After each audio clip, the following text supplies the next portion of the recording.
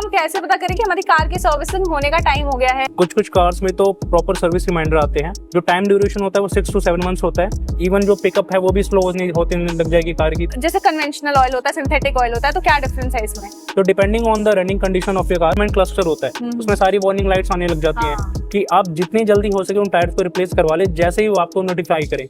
Hi everyone, this is Muskan and welcome back to Go Mechanic। आज हम हैं in conversation with Subodh ji, जो यहाँ पे सुपरवाइजर हैं at one of our workshop, जो देखते हैं कि मैकेनिक्स हमारे सही से काम कर रहे हैं कि नहीं, कार की सर्विसिंग अच्छे से हो रही है कि नहीं।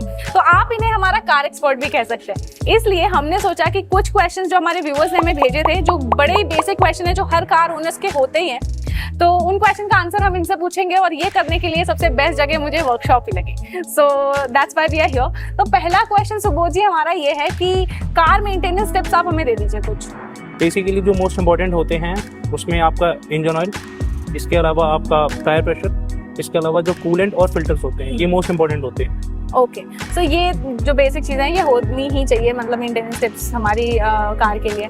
ठीक है, इसके अलावा कार की सर्विसिंग, बहुत ही कॉमन क्वेश्चन है कि भाई हम कैसे पता करें कि हमारी कार की सर्विसिंग होने का टाइम हो गया है, या कितना एक टाइम पीरियड होना चाहिए गैप एक सर्विस से दूसरी सर्विस के बीच में?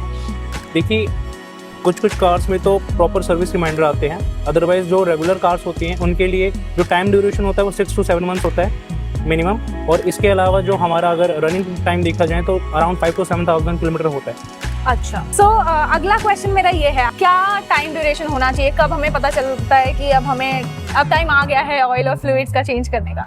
देखिए, मोस्ट इम्पॉर्टेंटली तो यही होता है कि आप एवरी 6 to 7 मंथ्स में ये सारे जितने भी फ्लूइड्स है ये चेक करवा दें। अगर इनकी कंडीशन खराब हो गई है तो आपका की कार का सर्विस का टाइम आ गया है। ठीक है, मतलब हमें चेक करवाना पड़ेगा फ्लूइड्स का टाइम का क्या सीन है। अब बात आती है, अगर हम टिपिकली बात करें कि कितने माइल्स पे चेंज होना चाहिए, या फिर जैसे कन्वेंशनल ऑयल होता है, सिंथेटिक ऑयल होता है, तो क्या डिफरेंस है इसमें? बेसिकली जो ऑयल्स होते हैं वो दो कैटेगरी में बांटे जाते हैं। एक तो नॉर्मल मिनरल ऑयल बोला जाता है, दूसरा सिंथेटिक होता है। इसमें भी दो बाइफर्केशन होती है, एक तो सेमी सिंथेटिक होता है, एक फुली सिंथेटिक होता है। तो depending on the running condition of your car, अगर आपकी रनिंग कम है, आप कार नहीं चलाते हैं, ज़्यादातर कार खड़ी रहती है, तो आप उसमें मिनरल ऑयल यूज़ कर सकते हैं। और जब आपकी कार अच्छी चलती है, डेली आप कम्यूट करते हैं, ऑफिस से जाना जाना है, तो उसके लिए आप सिंथेटिक प्रेफर कर सकते हैं।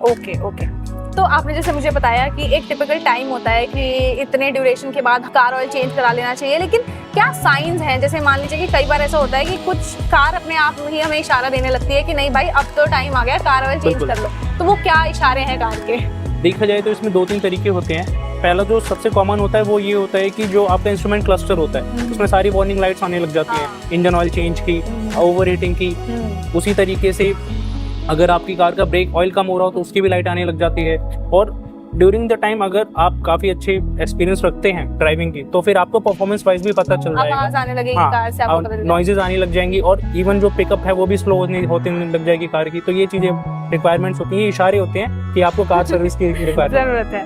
क्या वो साइंस हैं जो देख के हम बता सकते हैं कि यार अब ये टायर घिस चुके हैं पूरी तरीके से, अब हमें इनको चेंज करने का समय आ गया? एक तो यही है कि देखने से पता चलता है। बिल्कुल, मोस्ट इम्पॉर्टेंट यही होता है कि सबसे ज़रूरी ये है कि आप कार की टाइम से अलाइनमेंट बैलेंसिंग ज़रूर कराएं टायर्स की।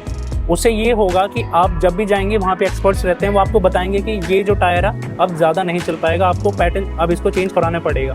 तो ये मोस्ट इंपॉर्टेंट है कि आप जितनी जल्दी हो सके उन टायर्स को रिप्लेस करवा लें, जैसे ही वो आपको नोटिफाई करें, क्योंकि जो टायर्स हैं वो मोस्ट इंपॉर्टेंट है, वही आपकी कार को घुमाते हैं। और सेफ्टी इज मोस्ट इम्पोर्टेंट वही है। सेफ्टी की बात आती है तो आती है बात ब्रेक्स की। बिल्कुल। तो ये ही बड़ा कॉमन सा क्वेश्चन है, ये भी हमारे पास आया हुआ था कि क्या वो साइंस हैं जो हमें बताते हैं कि आप भाई साहब ब्रेक बदल लो वरना मुश्किल हो सकती है?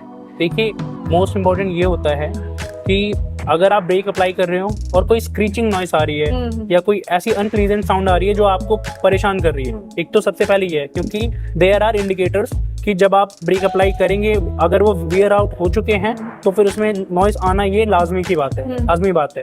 उसी तरीके से अगर आपके पास लग्जरी कार्स हैं तो उसके अंदर एक पर्टिकुलर सेंसर भी होता है, जो इंडिकेट कर देता है इंस्ट्रूमेंट क्लस्टर में कि आपके ब्रेक पैड वियर आउट हो गए हैं, आप इसको रिप्लेस करा लीजिए।